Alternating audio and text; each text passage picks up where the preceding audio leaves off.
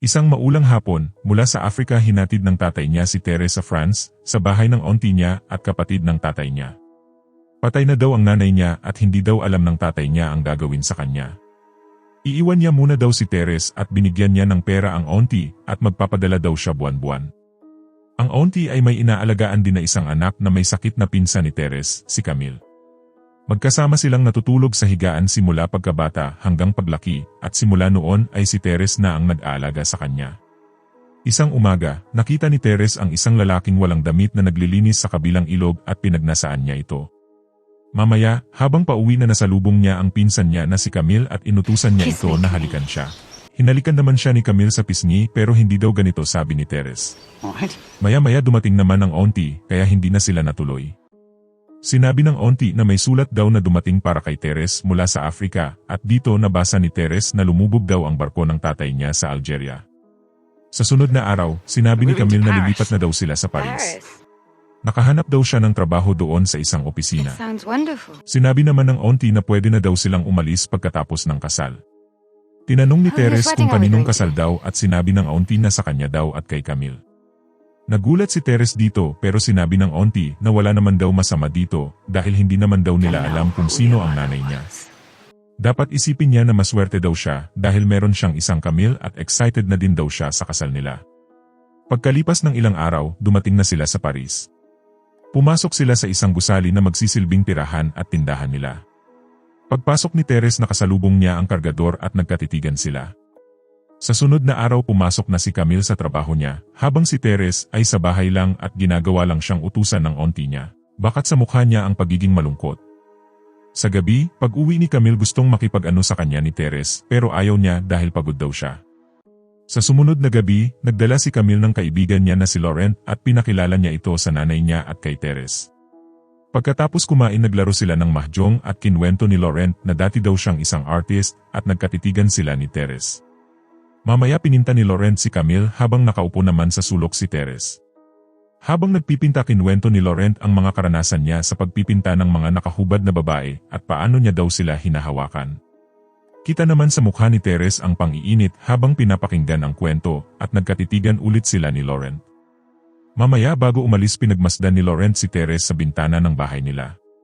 Pagkatapos ng ilang araw natapos na ang painting at pinakita na ito ni Laurent masaya naman dito si Camille at ang nanay niya. Mamaya umalis ang dalawa sa kwarto at ang naiwan na lang ay si Teres at si Laurent. Sinabihan ni Laurent si Teres na tanggalin ang butones ng damit niya at agad naman itong ginawa ni Teres. Agad siyang hinalikan ni Laurent at tinira niya si Teres. Sa umaga, halata ang pagiging masigla ni Teres habang binubuksan ang tindahan kaya naninibago ang auntie niya sa kanya. Sinabi naman ni Teres na dahil daw masarap ang tulog niya kagabi at syempre dahil sa nadiligan din siya. Mamaya, sa break time pa sekretong bumalik ulit si Laurent at nag-ano ulit sila. Bago umalis sinabi ni Teres na bukas ulit daw at wag daw malalate si Laurent. Bumalik na si Teres sa baba at bumalik na din si Laurent sa trabaho niya kung saan kinawayan siya ni Camille na walang kaalam-alam sa sekreto nila. Sa tanghali, niyaya ni Camille si Laurent na kumain pero tinanggihan siya ni Laurent dahil may gagawin daw siya. Pero lumalabas na pumunta lang siya ulit kay Teres para mag-ano ulit sila. Niyaya ni Teres si Laurent sa kama pero natakot si Laurent dahil nasa baba lang daw ang auntie niya. Sinabihan naman siya ni Teres na wag matakot. Hindi daw makapaniwala si Laurent na ibang-iba na daw si Teres sa dating siya na tahimik lang sa sulok. Sinabi naman ni Teres na marami na daw nawala sa kanya. 2 beses na daw siyang naglayas pero pinipigilan daw siya ng auntie niya.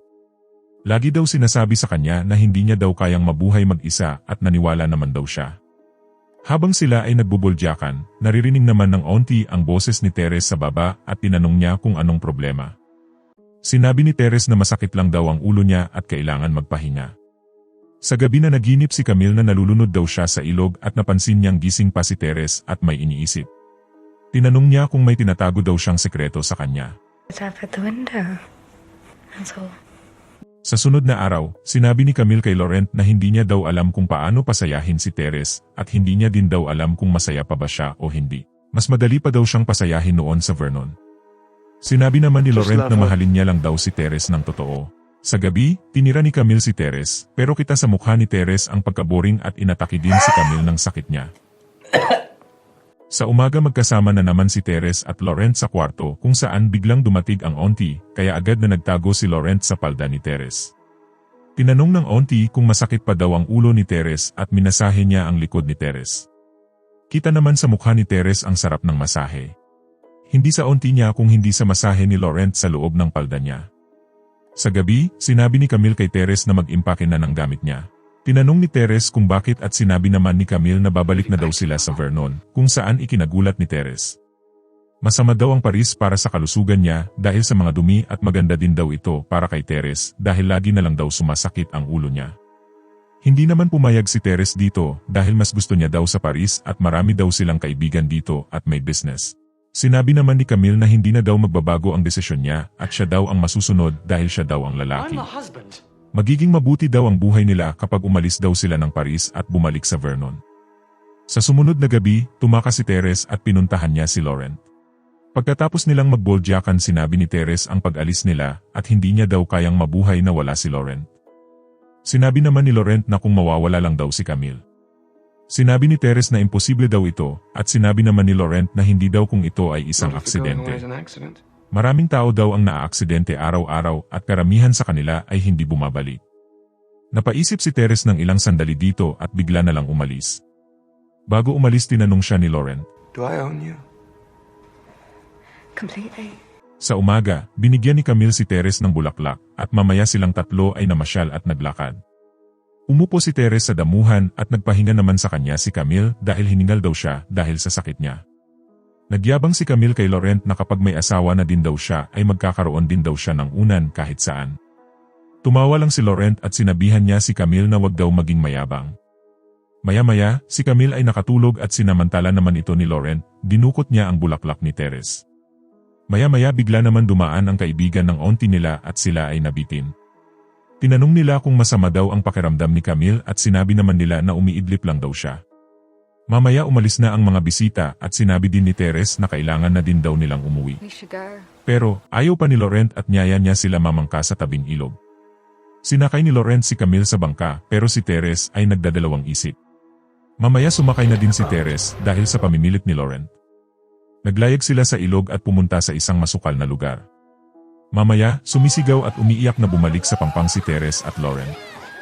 Hindi nila kasama si Camille dahil siya daw ay nalunod. Sa kwento ni Laurent, pinigilan niya daw si Camille na sumayaw sa bangka pero hindi daw siya nakinig kaya bumaliktad daw ang bangka nila.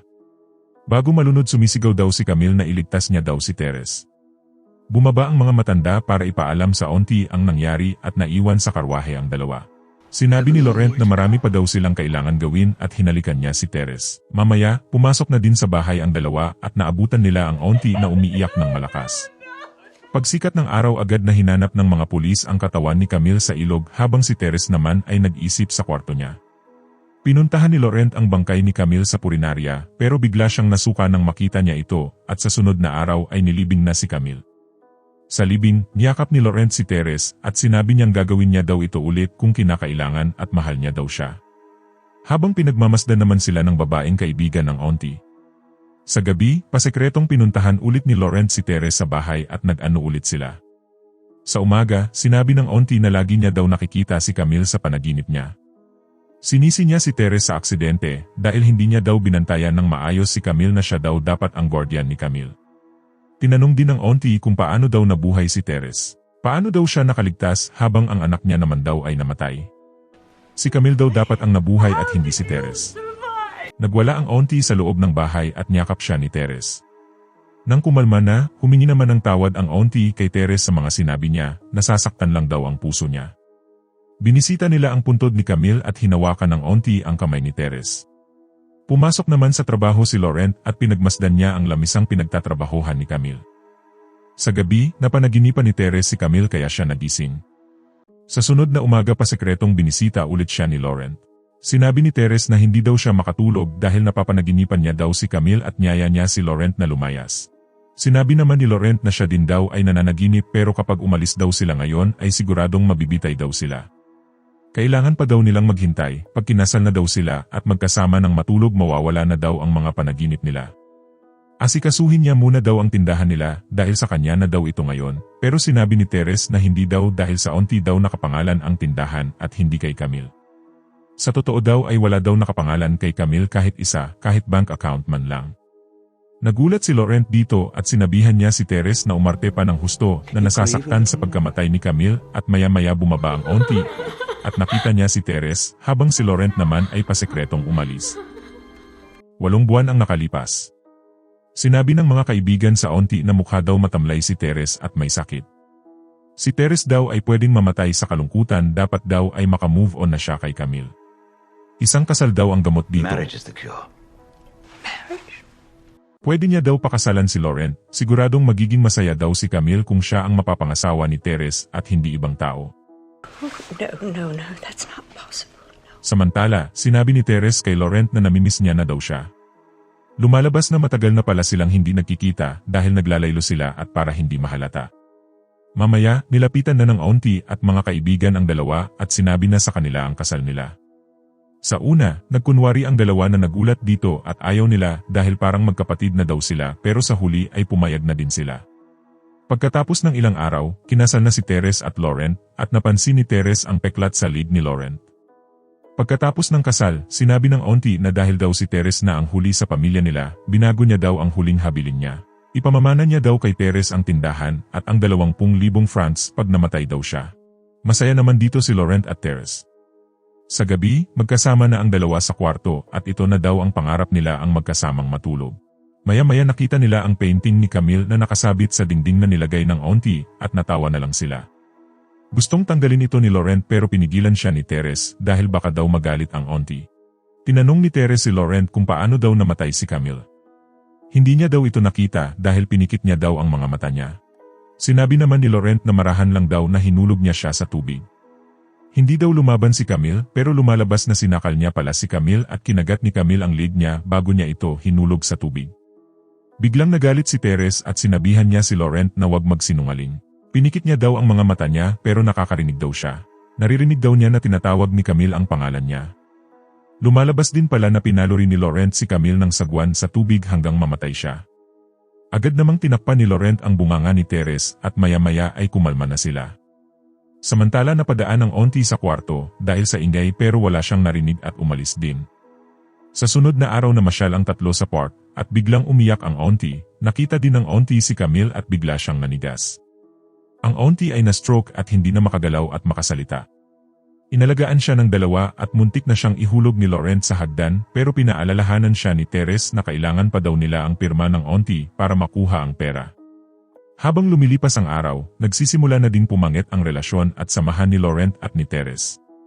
Habang pinapaliguan ng auntie, nag-away ang dalawa at nagtalo sila sa pagkamatay ni Camille. Nagsisihan ang dalawa kung sino talaga ang may gustong patayin si Camille. Naririnig naman sila ng auntie sa bathtub habang siya ay lumulubog sa tubig at agad naman siyang niligtas ni Teres. Sa sunod na araw, bumisita ang mga kaibigan ng auntie. Naglaro sila ng mahjong pero biglang sinulat ng auntie ang pangalan ni Teres at ni Laurent sa lamesa kaya kinabahan ang dalawa. Pero sa huli, hindi na natapos ang pagsulat ng auntie dahil pinigilan siya ni Laurent. Sa kusina napaiyak si Teres dahil nakukonsensya siya at napagkamalan naman siyang buntis ni Susan. Sa sunod na araw, naglabas ng sama ng loob si Teres sa auntie dahil sa pamimilit niya daw sa kanya sa pagpapakasal dati at hindi pagbigay ng kalayaan. Iniwan ni Teres ang auntie para uminom sa labas at nakita naman siya ni Laurent.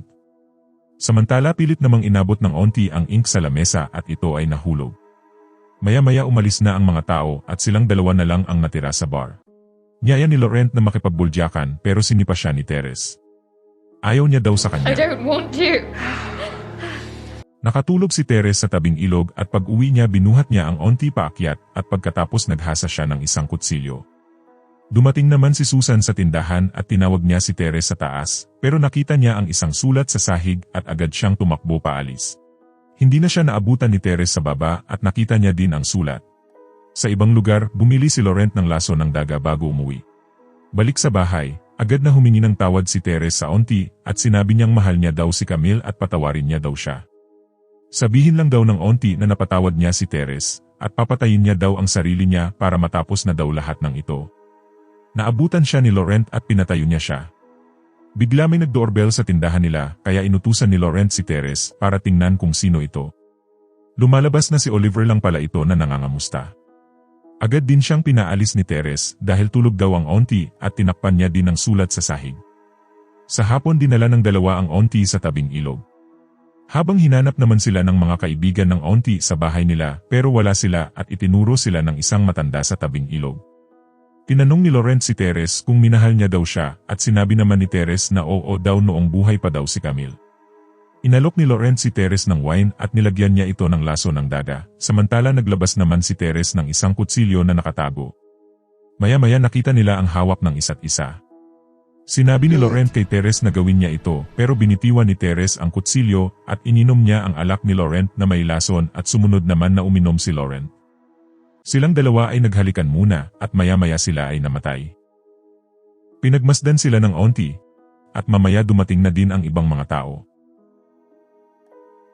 Maraming salamat sa panunood. Like and subscribe my channel for more videos.